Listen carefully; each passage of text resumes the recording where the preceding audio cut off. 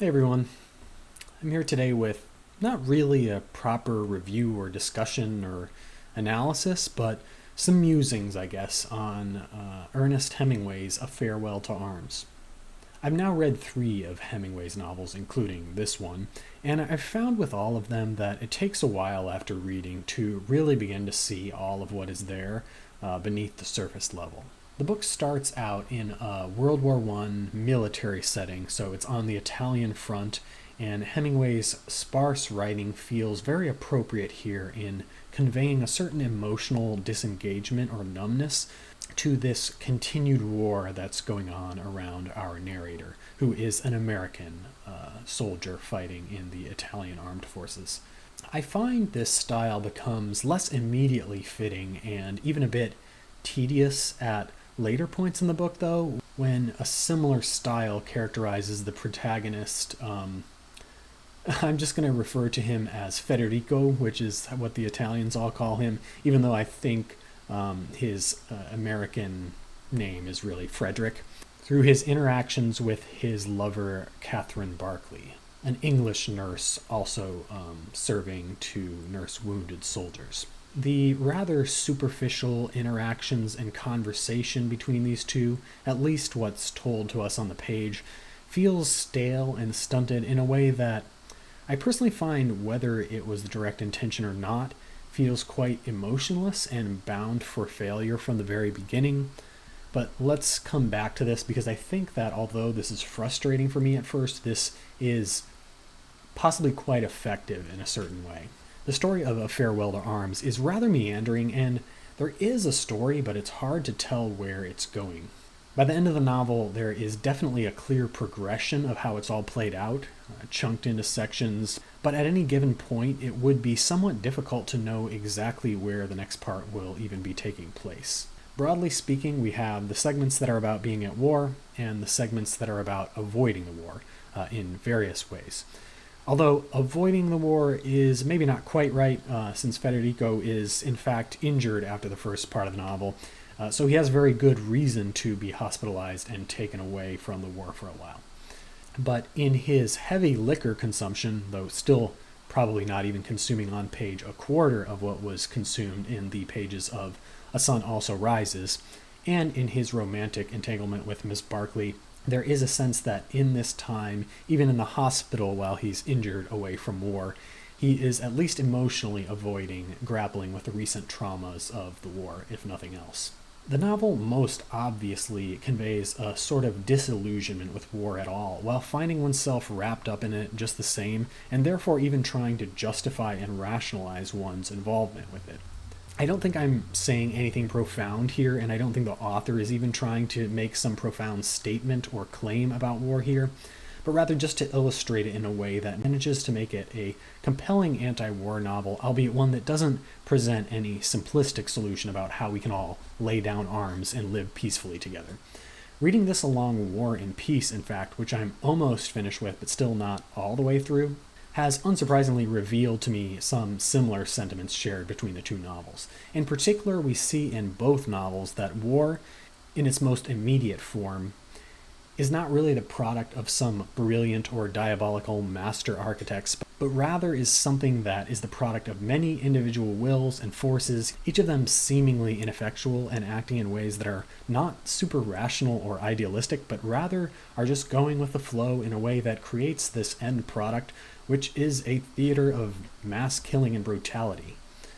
And both novels illustrate the way in which war is violent and brutal, but also at times, to the people experiencing it, it can appear to be other things: heroic, bold, exciting. The novels present a realistic picture that to those experiencing it in the moment, they can't really grasp or comprehend what is going on. It's not something that just immediately strikes every soldier every moment as horror upon horror. There are even times when it seems sort of exciting to the combatants. Maybe we see that a little bit more in War and Peace, I think, with some of the young first-time soldiers who have this really idealized view of war at the beginning. And yet, neither of these novels really romanticizes the experience of war. There is one insightful dialogue in A Farewell to Arms, in which a few of the officers are discussing the state of the war. And I'm not quoting here directly from the novel, but the sentiment of this conversation roughly goes, "We are lost, the Germans are lost, the Austrians are lost, we are all lost. But we keep on fighting, and whoever realizes last that he is lost will be the victor." There are a lot of characters here aside from the central couple, and a few who are quite memorable, but partly due to their limited appearances and partly due to the restrained dialogue, there's a sense that Federico doesn't really connect with any of them too deeply, or on any more than a superficial level. It is admittedly a bit hard to say this, and to what extent it's been caused by his war experiences versus just being something about his personality, but it seems, at least in part, also to stem from his reserved nature, his often sort of macho facade, and his unwillingness to really express much vulnerability in his interactions with the others he encounters, whether this aspect of his personality has been exacerbated by the war or not. And despite he and Miss Barkley's frequent attempts to convince themselves otherwise, I think this same dynamic actually characterizes their relationship throughout the novel and really undermines, to me, basically everything about that relationship. Okay, I don't want to overstate this and make it seem too definitive, because I think there is a lot of complexity in how this relationship is presented, but I am going to try to focus on how I view this relationship as undermined by the lack of communication. This aspect of the novel interests me a lot because, a lot of people describe this novel as a love story, among other things. I mean, definitely a war story, but also a love story. But by the time I got to the end and looked back upon it, I pretty clearly viewed it as a failed love story. And I really mean that I think the relationship was not one built on solid ground, and in hindsight, it was obvious that it was doomed from the start. Many readers, especially nowadays, will perhaps fairly criticize Katherine Barkley's portrayal in the novel as a rather shallow and superficial woman without much depth of character, or at least without that character illustrated, and one who's entirely dependent on the narrator, Federico, to supply her happiness. But instead of jumping right into this criticism about how she's a poorly portrayed character and how she seems to live in, frankly, a sort of dream world at times, I think it's at least worth considering that maybe she is drawn realistically and intentionally in this way,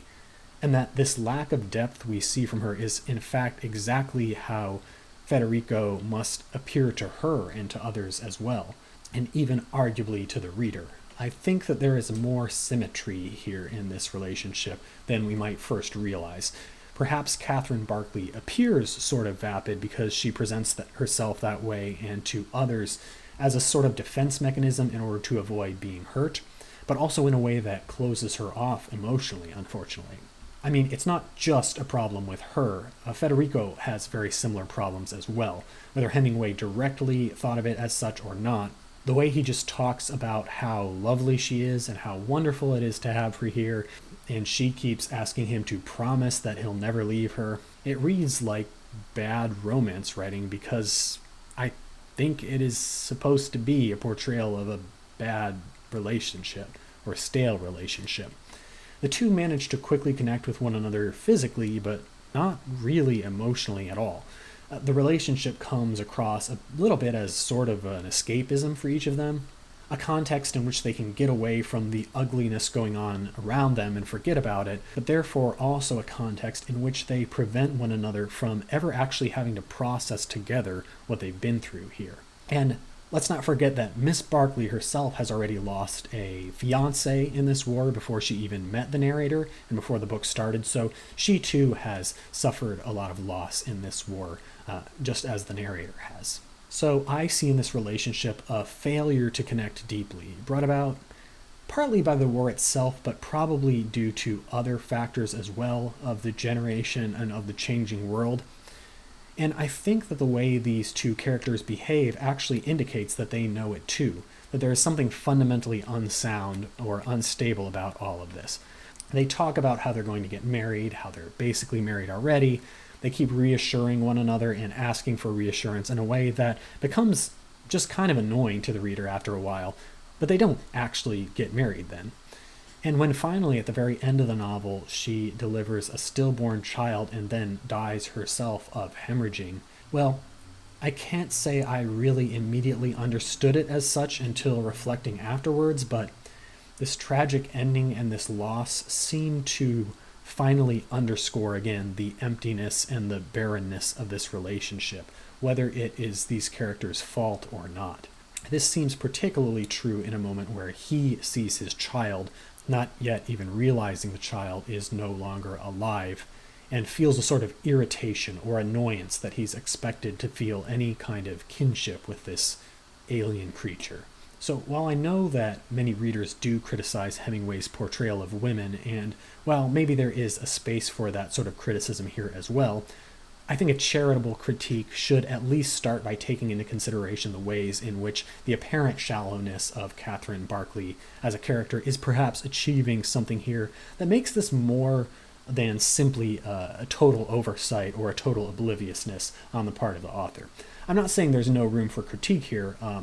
Just that I'd encourage you to look beyond the easiest and most obvious sorts of what I'd think of as cheap shot criticisms, and maybe look at what the novel reveals or fails to reveal about the broader dynamics going on between the male and female characters here, particularly these central two, once you look a bit deeper. But I haven't read all the criticism in that vein, so I'm not going to talk about it any further here.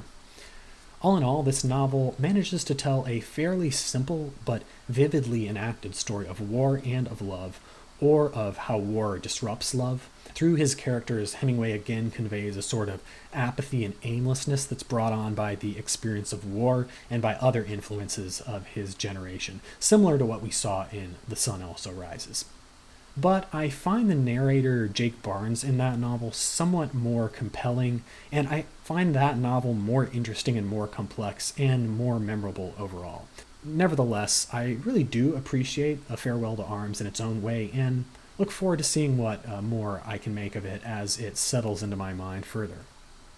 So, thanks for watching, and happy reading.